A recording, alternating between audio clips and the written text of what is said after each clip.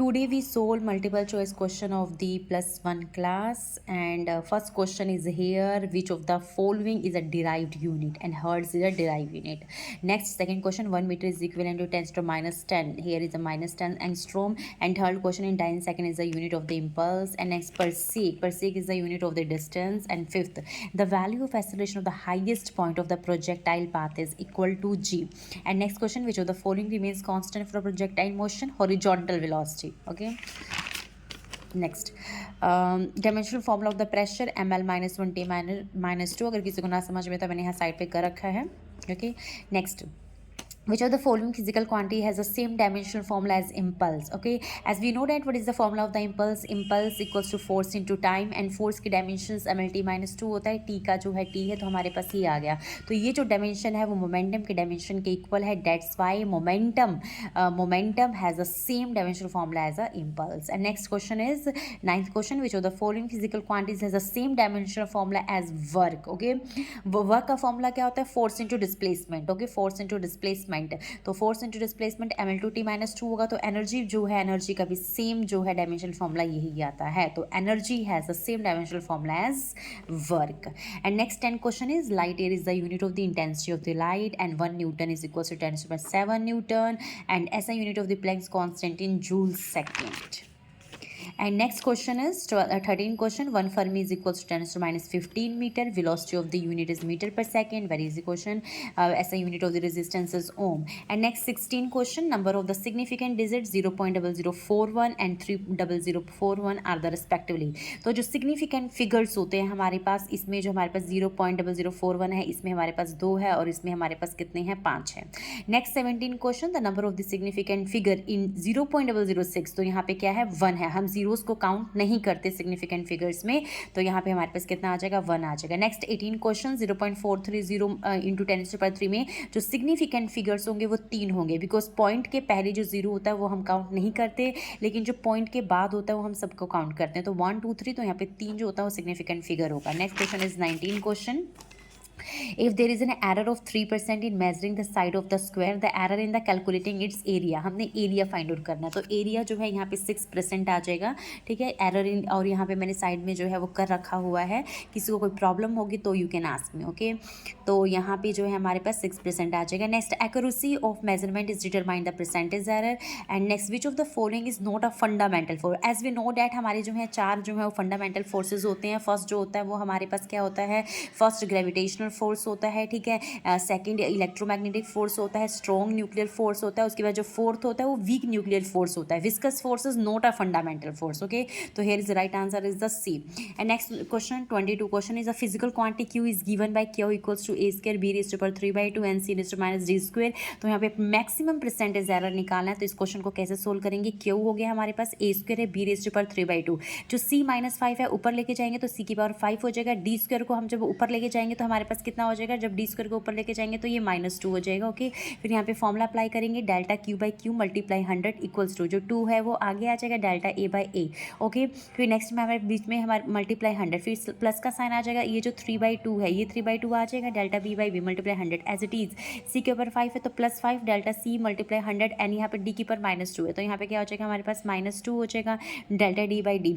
तो मैक्सिमम जो है वो ये हमें 5 वाली क्वांटिटी दिख रहा है. इट मीन सबसे ज़्यादा जो एरर होगा वो C में होगा. तो here C is the right answer. Okay, next 23, if there is an error of 1% measuring the radius of a sphere. Okay, sphere है, मान लो हमारे पास एक स्फीयर है, स्फीयर की रेडियस हम मेजर करें तो 1% की एरर आ रही है. हमें उसका वॉल्यूम निकालना है. हमें पता है वॉल्यूम 4/3 πr³ फॉर्मूला होता है. तो 4/3 r³ का करेंगे तो कितना आ जाएगा? 3r. हमारे पास कितना आ जाएगा? जो r³ का करेंगे तो 3 आ जाएगा, साथ में क्या हो जाता है? डेल्टा r/r हो जाता है. और डेल्टा r/r कितना गिवन है? 1% गिवन है, तो 1% is the right answer. Next 1 nanometre is equal to 10⁻7 centimetre. Okay, next 1 liter is equals to 1000 centimeter cube. Okay, this next, electromagnetic force is attractive as well as repulsive. Okay, which of the following is not fundamental quantity? Energy is not a fundamental quantity. हमें पता है कि 7 जो है वो fundamental quantities होती हैं. First हमारे पास लेंथ होता है, सेकंड हमारे पास मास होता है, थर्ड हमारे पास टाइम होता है, फिर फोर्थ हमारे पास टेम्परेचर होता है. ओके, फिर हमारे पास करंट होता है, टेम्परेचर होता है, ल्यूमिनस इंटेंसिटी होती है. This are the 7 fundamental quantities, जिसमें एनर्जी हमारे पास फंडामेंटल क्वांटिटी नहीं होती.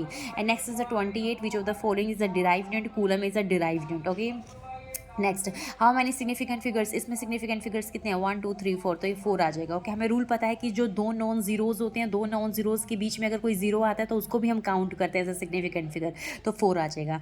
Next, which SI unit is use to measure the amount of the substance, mole, हम मोल यूज करते हैं। ओके, नेक्स्ट क्वेश्चन हमारे पास 31 है, जो इसमें r equals to V by I है। ये क्वेश्चन मैंने एक क्लास में भी करवाया हुआ है। i equals to 10 plus minus 0.2 है, तो हमें r में जो है वो एरर फाइंड आउट करना है। तो यहाँ पे जो हमारे पास डेल्टा v ओवर v हो जाएगा plus delta i by I.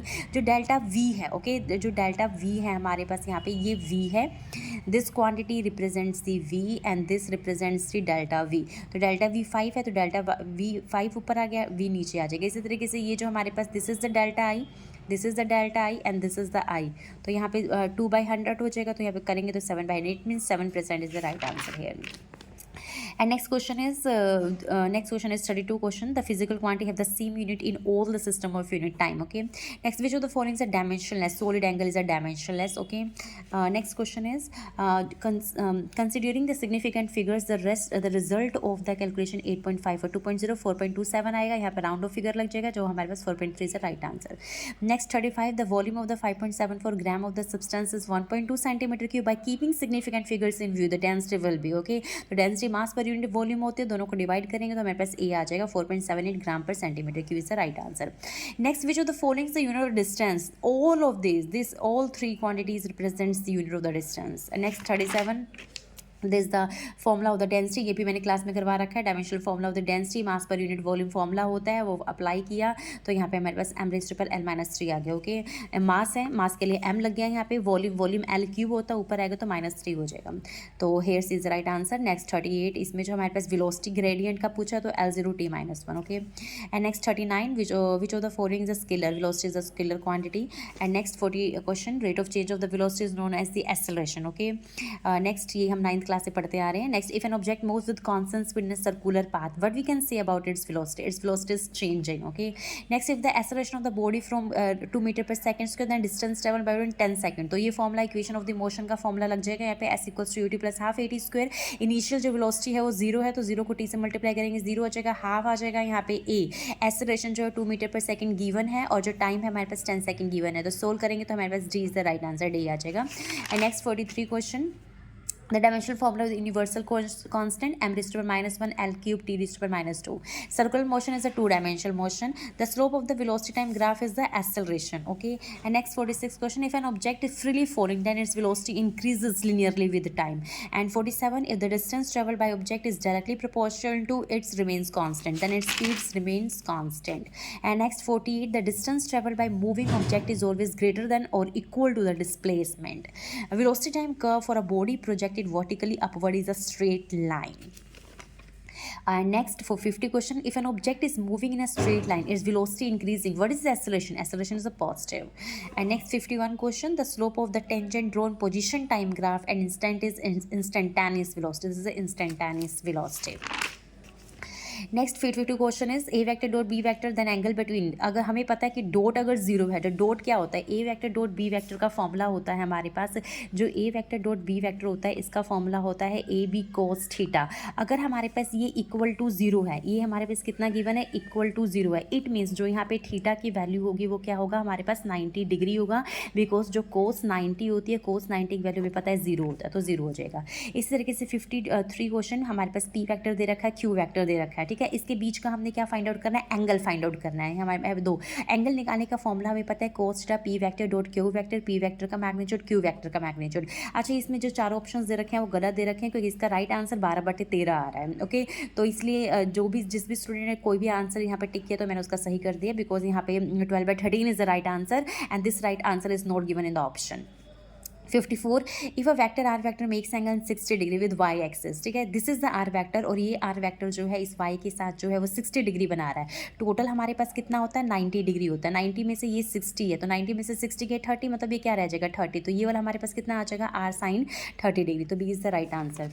And next, if two vectors have the same direction then their dot product is, okay, उसने कहा if two vectors have the same direction, हमारे पास दो vectors हैं, ठीक है, हमने कंसिडर कर लिया कि दो वैक्टर्स मेरे पास जो हैं वो आई कैप है और I cap, this is the two vectors, उसकी डायरेक्शन सेम है, मतलब डायरेक्शन सेम होने का मतलब क्या हो गया, ये आई वैक्टर है इसकी भी डायरेक्शन इधर ही है और ये जो आई है इसकी भी डायरेक्शन सेम है, तो जो पैरेलल लाइन्स होती हैं उसके बीच में एंगल जो है वो 0 डिग्री बनता है, तो हमारे पास उसमें और डॉट प्रोडक्ट है, डॉट में कोस 0, तो कोस 0 1 आता है, 1 मीन्स मैक्सिमम होता है, तो यहाँ पे हमारे पास क्या हो जाएगा, मैक्सिमम हो जाएगा।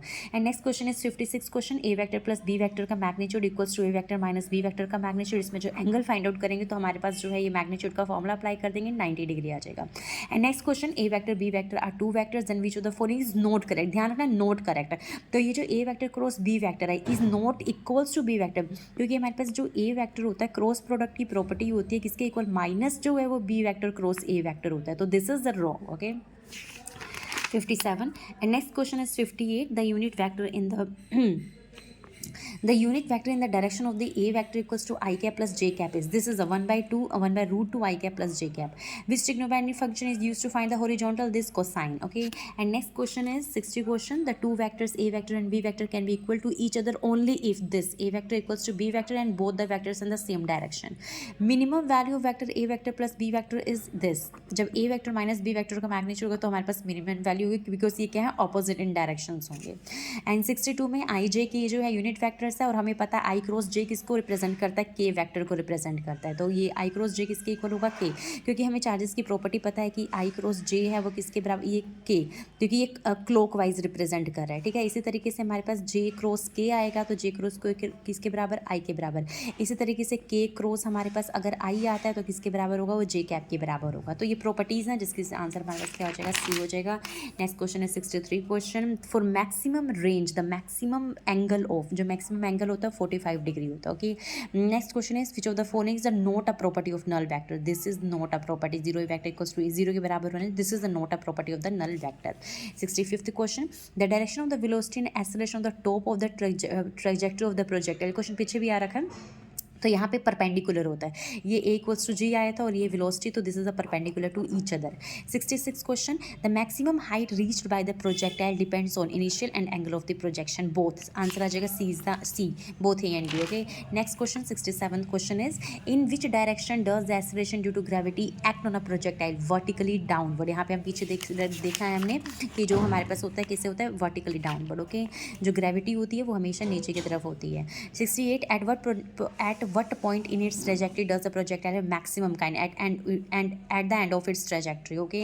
And next question is 9 question, which of the following magnitude centripetal acceleration for an object moving in a circle of the radius this, ये हमारे पास सर्कल है, ठीक है, यहाँ पे किसके बराबर, M V R equals to M V square by R के बराबर, तो यहाँ से हमारे पास क्या हो गया कि जैसे एम वी मास जो A V M V square by R है, तो यहाँ पे एक्सेलरेशन जो है वो किसके बराबर हो जाएगा, वी स्क्वायर बाई आर के बराबर हो जाएगा।